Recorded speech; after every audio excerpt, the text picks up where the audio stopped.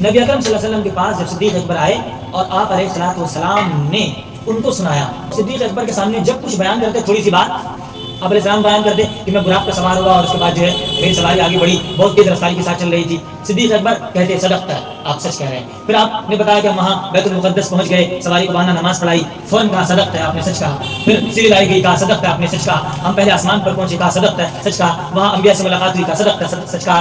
اور اللہ تعالیٰ سے ملاقات ہوئی ہے، ہم نے دیکھا، صدیق اکبر نے کہا صدقت ہے۔ تمام جملے میں جب وہ سنتے تھے اور نبی جیسے خاموش ہوتے تھے، ہر جملے کے بعد صدیق اکبر کہتے تھے صدقت ہے، یا رسول اللہ آپ نے سچ کہا، آپ نے سچ کہا۔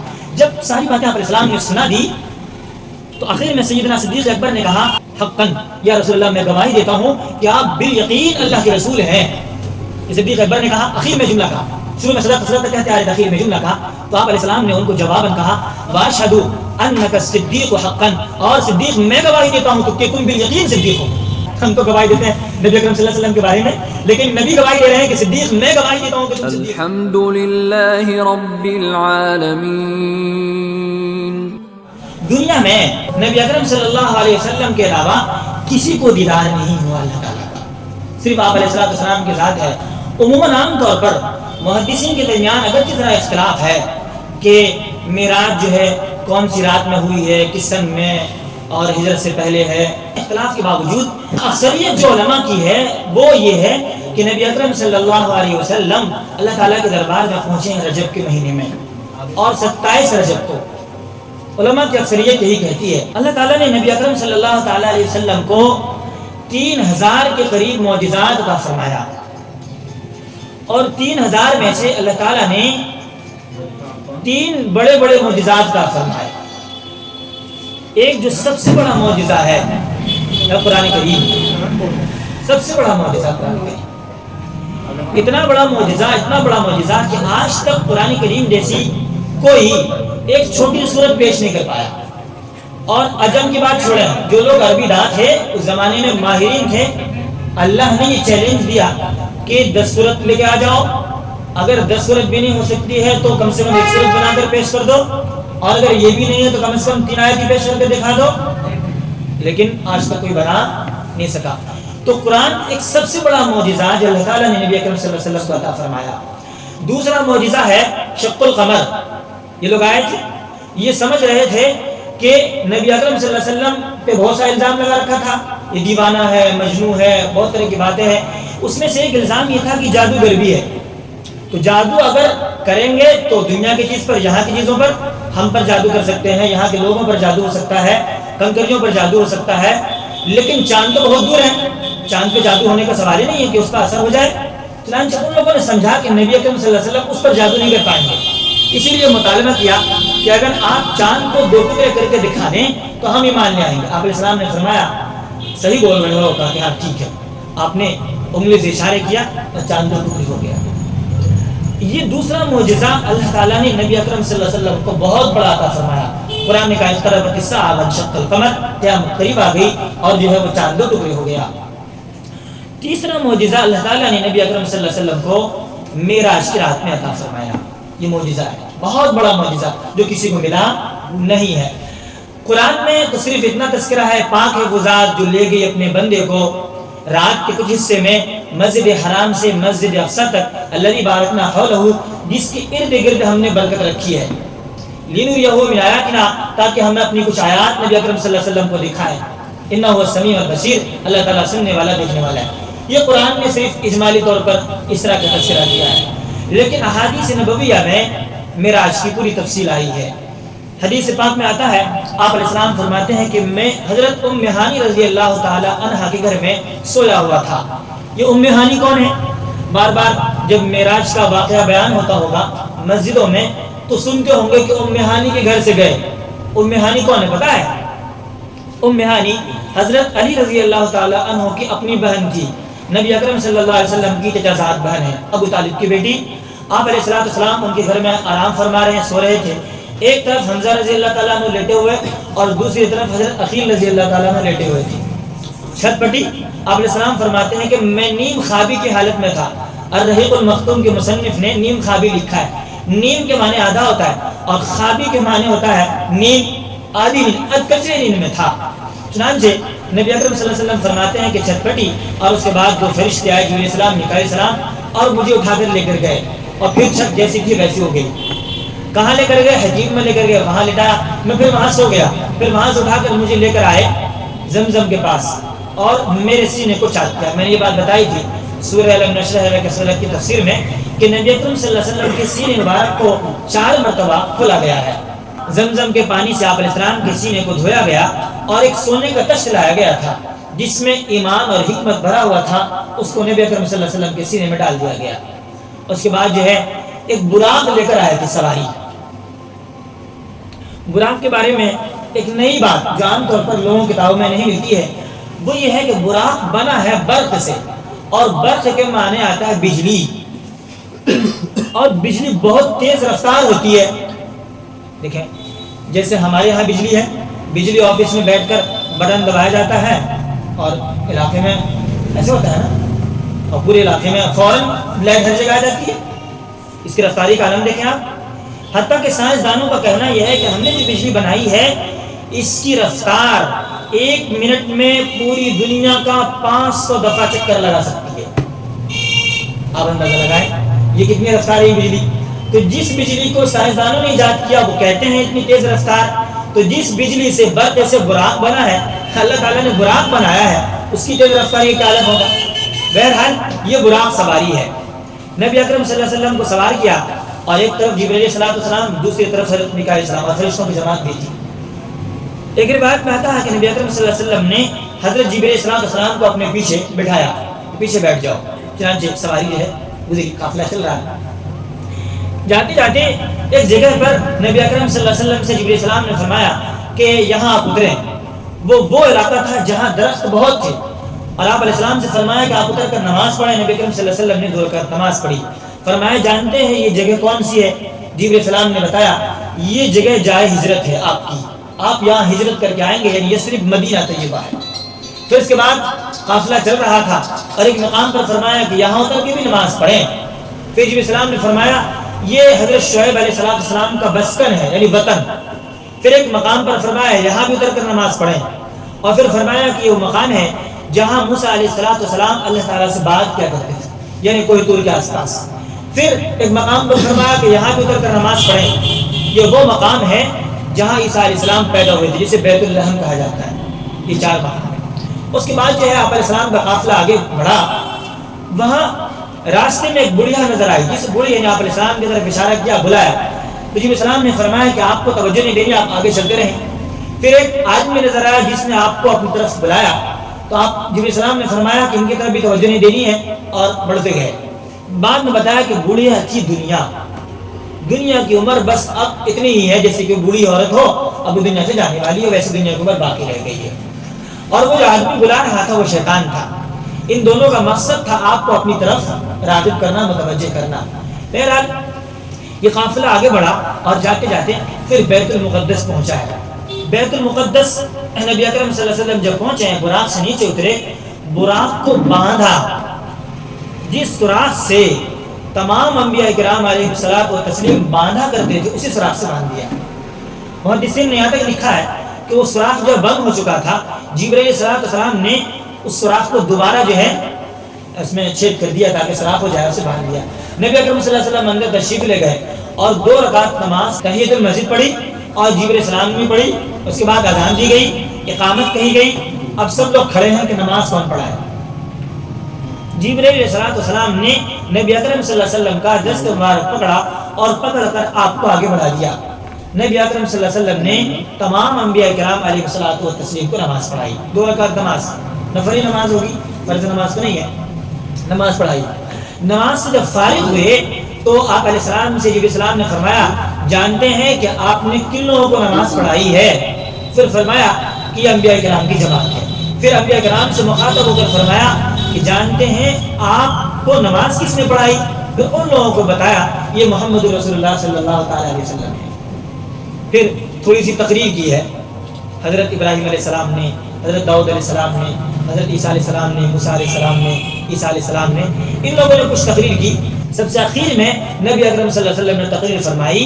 آپ علیہ السلام نے اپنی تقریر میں یہ فرمایا تمام تعریف اس اللہ کے لیے جس نے مجھے رحمت للعالمین بنا کر بھیجا اور وقافۃ للناس بشیرا ونذیرا اور تمام جہان والوں کے لیے نذیر ڈرانے والا اور خوشخبری دینے والا بنا کر بھیجا اور وجعل امتی خیرہم اور میری امت کو سب سے بہتر بنایا، سب سے اخیر میں بھیجا ہے لیکن سب سے اول ہے، جنت میں داخل ہونے کے بعد سب سے اول ہے۔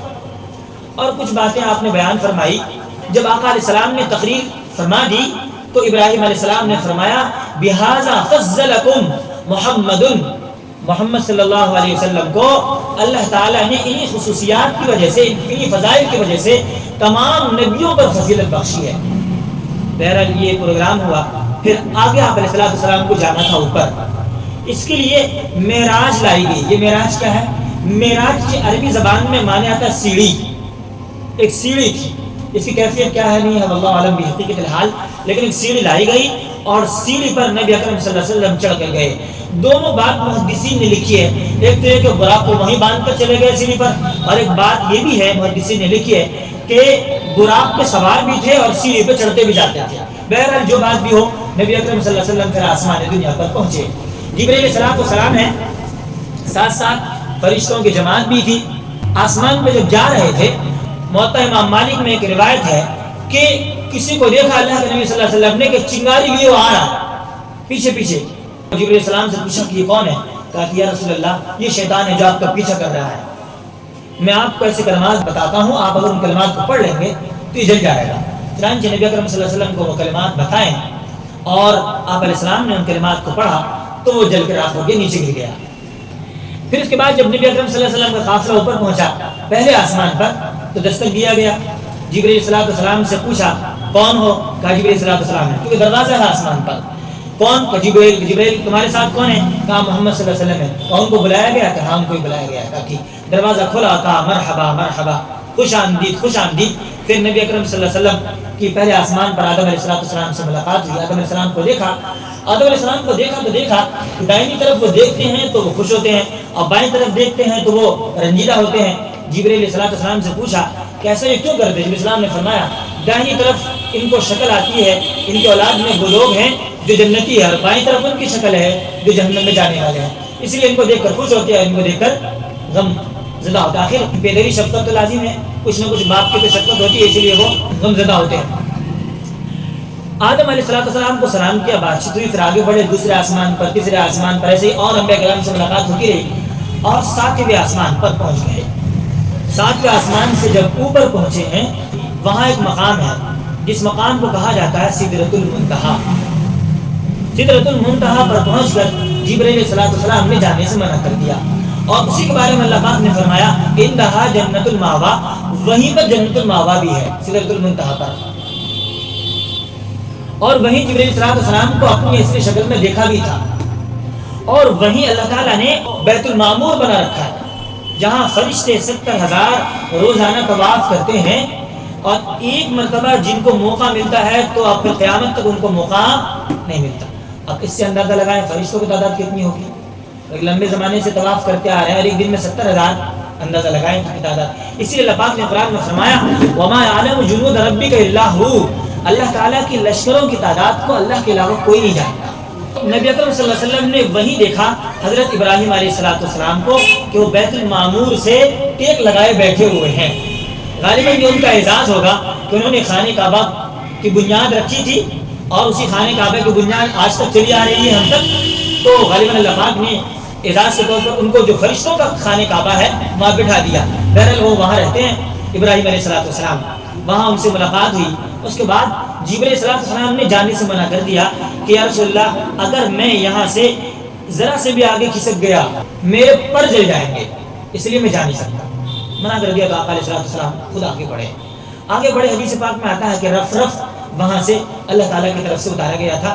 یہ رف کیا ہے؟ قرآن میں اس کا تذکرہ ہوتا ہے، سورہ الرحمن میں متقین علی رف، وہ سبز قالین گدے اس طرح کی چیزیں ہوں گی۔ بہرحال اللہ تعالیٰ نے بھیجا اور نبی اکرم صلی اللہ علیہ وسلم اس پہ بیٹھ گئے، پھر اللہ تعالیٰ کی طرف قریب ہوتے گئے، جا رہے ہیں اوپر۔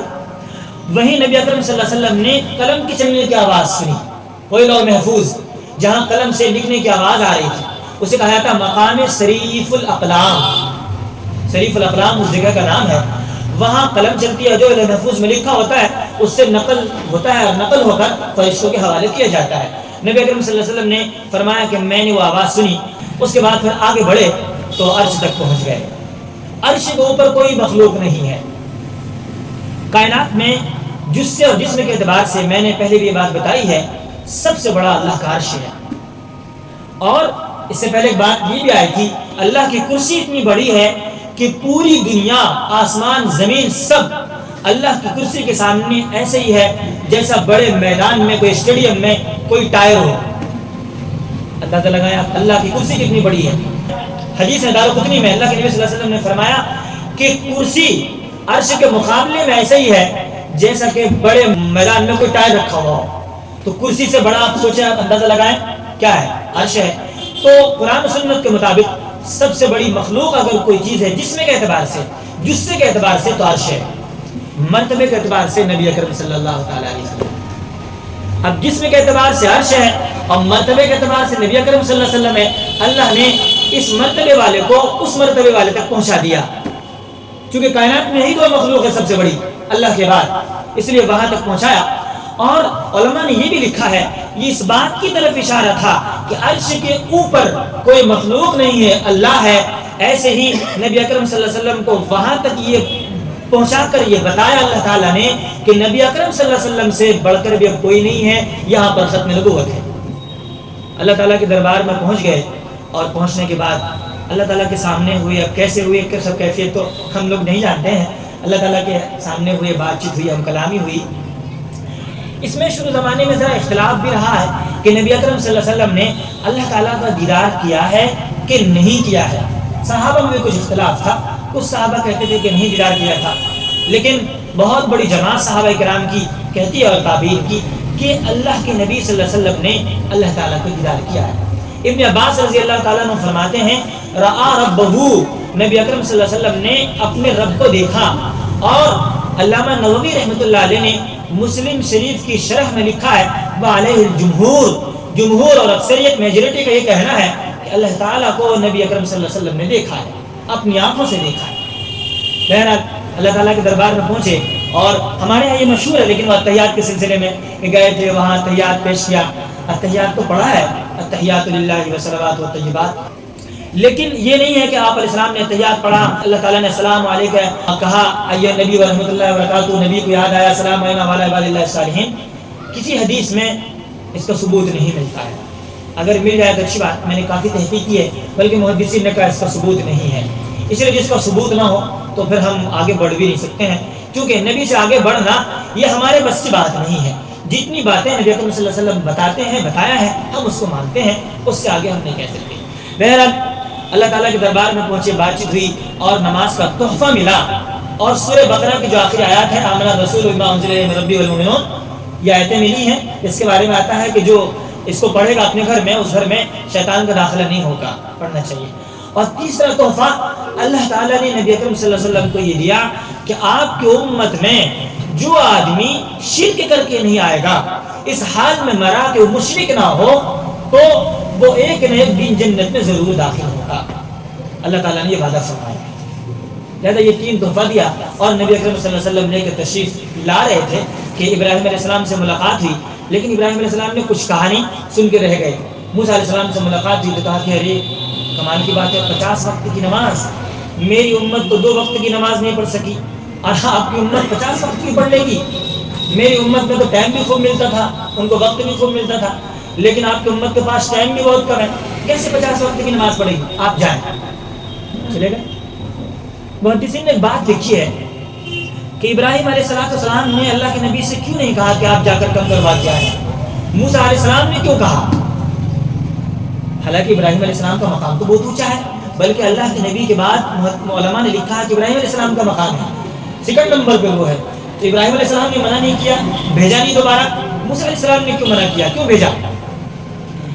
उलमा ने लिखा है कि इसकी वजह यह है कि इब्राहिम अलैहिस्सलाम ये है खलीलुल्लाह और मूसा अलैहिस्सलाम है कलीमुल्लाह।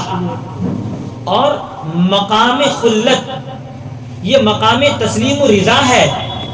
जिगरी दोस्त जो होता है ना, वो आगे पीछे नहीं देखता, बस वो मानना है हमको, जो महबूब جو کہہ دیا ہے یہ خلت.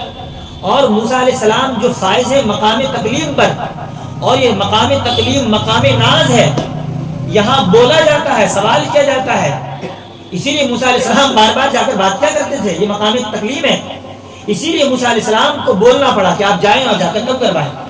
بہرحال یہ بھی موسیٰ علیہ السلام کا ہم لوگوں پر احسان ہے کہ انہوں نے آپ علیہ السلام سے کہا کہ آپ جائیں، ورنہ لے کر کے آ جاتے تو 5 نماز کو بھی مشکل ہو رہی ہے، 50 وقت کیا عالم ہوتا، اندازہ لگا لیں. ہمیں لگتا کوئی نہیں پڑھتا ہوتا، 50 وقت کون پڑھے گا.